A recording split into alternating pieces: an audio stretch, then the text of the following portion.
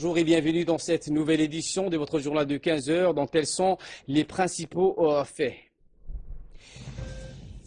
Inauguration de la Silk Road International Bank ou la route de la soie. Dans l'actualité internationale, élection d'un nouveau président du Parlement européen alors que Londres et Bruxelles négocient le Brexit, la sortie de la Grande-Bretagne du marché commun européen. Voilà donc pour les sommaires. Merci de nous rejoindre sur Télé Djibouti. Inauguration de la Silk Road International Bank, le président de la République qui a inauguré ce matin la première agence de banque internationale de la route de soie ou Silk Road, dont le siège se trouve à Haramouz.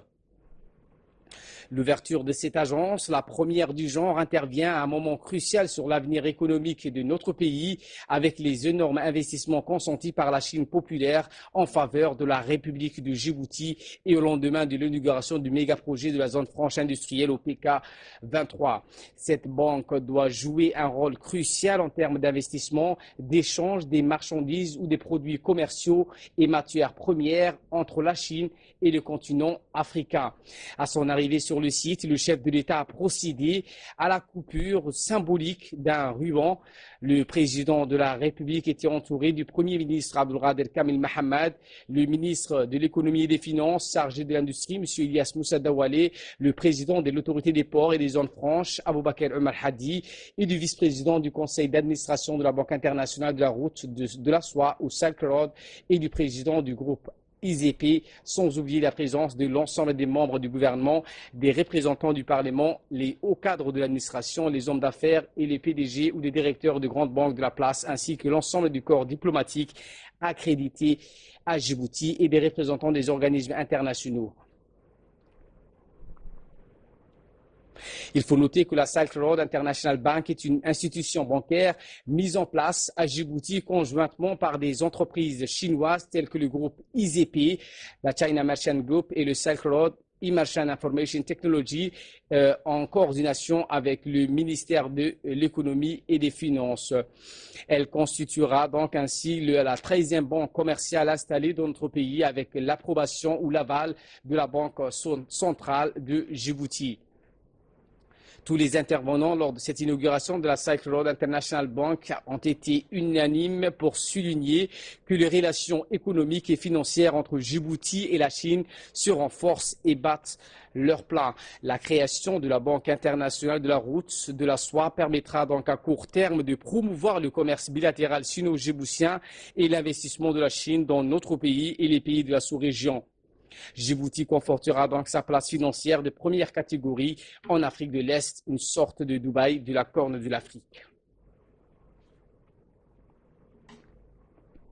Après la coupure du ruban et la visite guidée de Silk Road International Bank, les différents partis concernés et actionnaires de la Silk Road Bank ont procédé à la signature et entrée à diverses conventions relatives aux modalités de financement et au fonctionnement de la Silk Road International Bank.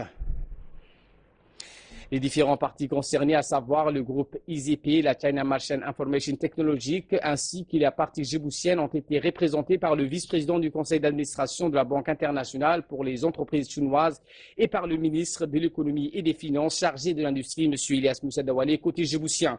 Enfin, donc, la signature des différentes conventions bancaires, les deux parties se sont dit donc réjouis et confiants quant à l'avenir des relations sino-djiboutiennes en matière de partenariat économique et financier.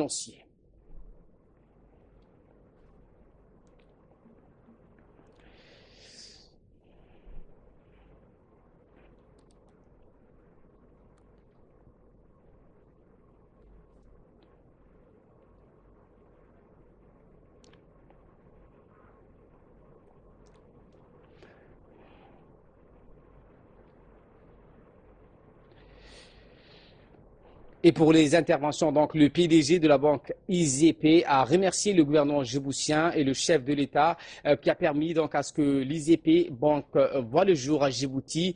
Cette banque, a-t-il dit, donc permettra de relier Djibouti avec la Chine, mais aussi avec les autres pays africains qui sont nos partenaires.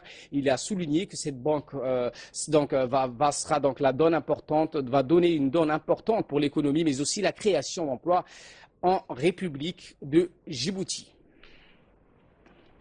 Le gouverneur de la Banque centrale de Djibouti, M. Ahmed Ousmane, a également prononcé un mot à cette occasion. Il a rappelé l'importance de cette banque à Djibouti en tant que place commerciale et financière. Nous l'écoutons.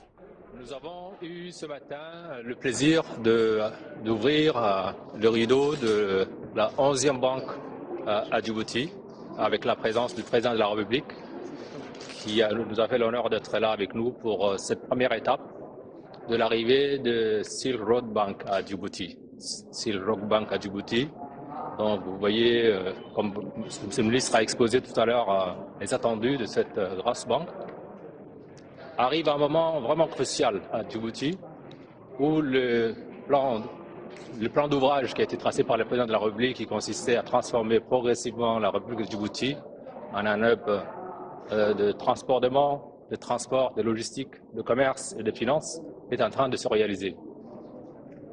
Les ingrédients étaient déjà là, mais l'arrivée de cet opérateur qui associe une grosse société qui s'appelle IZB et puis China Merchants qui sont déjà présents à Djibouti avec les ports, qui ont investi énormément de capitaux dans les ports, vont maintenant s'implanter et investir dans les secteurs financiers pour appuyer le développement du secteur financier et transformer définitivement la place financière de Djibouti en une place internationale, ce qui était déjà le cas puisque grâce au mouvement des capitaux et la libre convertibilité des francs de Djibouti, la place financière avait déjà une consistance sérieuse et stable depuis de longues années.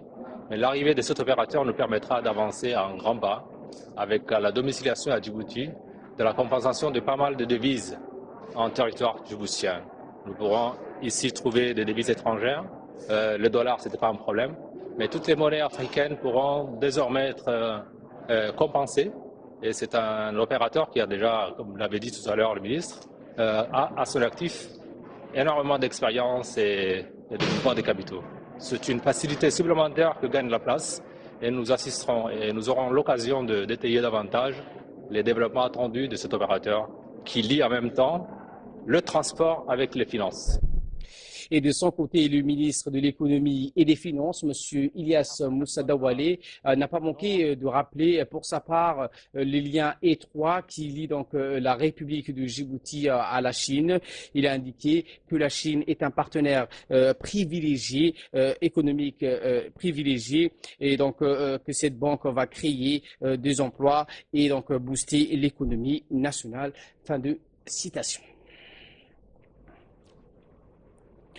Autre actualité de ce 15 heures, le Premier ministre Abdelkader Kamil Mohamed a reçu ce matin en visite de courtoisie le nouvel ambassadeur de Cuba à Djibouti, M. Lazaro Poledo Messa.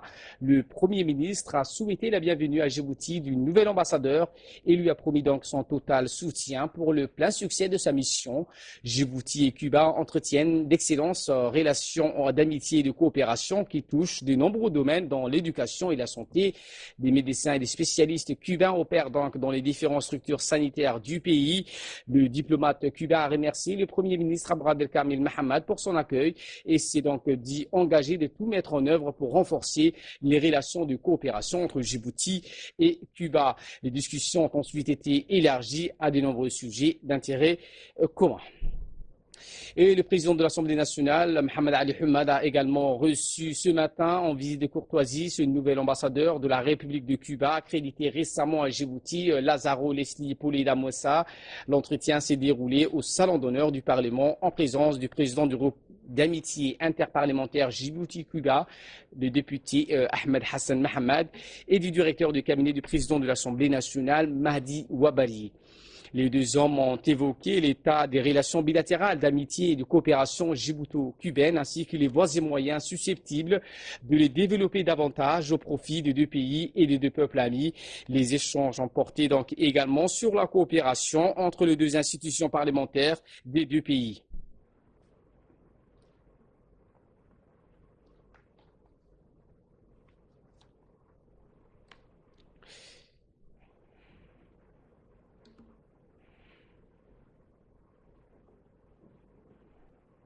Social à présent, toujours dans le cadre de la Semaine nationale de l'action sociale, le secrétariat d'État chargé aux affaires sociales a organisé ce matin au collège de Boulaous, en partenariat avec le MENPOP, des activités intergénérationnelles.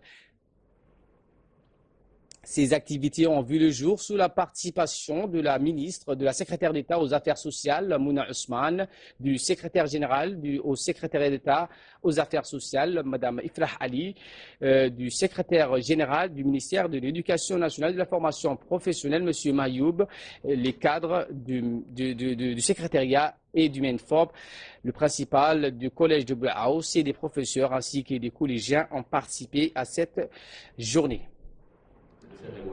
Cette activité. Je tiens tout d'abord à féliciter le secrétaire d'État pour vraiment cette action qui est d'une importance capitale aujourd'hui. C'est une action de dialogue intergénérationnel et la compréhension entre les générations, je crois qu'il est un sujet très très important. Je voudrais premièrement adresser mes sincères remerciements au ministère de l'Éducation nationale et de la formation professionnelle pour le travail quotidien qu'ils font avec le secrétariat d'État chargé des affaires sociales. Et encore une fois, la semaine nationale, ils sont au cœur du travail qu'on fait. On est en train de préparer une action sociale, on est en train de réfléchir sur un modèle social. Et pour ce modèle social, nous estimons que beaucoup de choses passent par une société unie qui travaille chacun à son niveau pour rapporter chacun une pierre à l'édifice. Le modèle social qui est développé dans ce pays est propre à notre nation et à nos cultures et à nos valeurs traditionnelles. Et il est important de commencer à partager ces choses au niveau de l'enseignement, plus précisément à la période de l'adolescence, parce que c'est la période où l'enfant a besoin d'être éduqué dans tous les sens. Éduqué pour qu'il puisse apprendre à participer au développement du pays, mais qu'il soit aussi éduqué à connaître les valeurs et cultures que ce pays dispose. Et après le collège de Boulaos, la secrétaire d'État aux affaires sociales et son équipe se sont rendus dans les locaux de la Caisse populaire d'épargne et de crédit de Djibouti. Elle était accompagnée de sa secrétaire générale, Ifrah Ali Ahmad. Elles ont reçu donc un accueil chaleureux de la part du directeur gérant de la CPEC, Mohamed Hamad Gaba, et le président du conseil de la CPEC, Monsieur Yassine Hussein Farah. Et donc, nécrologie pour clore l'actualité nationale. Nous avons appris avec beaucoup de tristesse le décès de Madame Ardo Ismail Kahin Chidé, survenu donc hier mardi à Djibouti. La défunte était âgée de 86 ans. Elle a laissé derrière elle 2 filles et 11 petits-enfants. La défunte était la sœur de l'ancien maire de Djibouti, Dahir Ismail Kahin Chidé, et tante paternelle de mademoiselle Aman Saïd, adjointe en chef de service technico-commercial de la radio-télévision de Djibouti. Nous présentons nos sincères condoléances à notre collègue, à la famille et aux proches de la défunte. Inna lillah wa inna ilayhi raji'un. Et de là, nous passons à l'actualité à travers le monde. Suite à la sortie de la Grande-Bretagne de l'Union européenne, l'UE a averti Londres qu'elle ne veut pas établir un partenariat à la carte.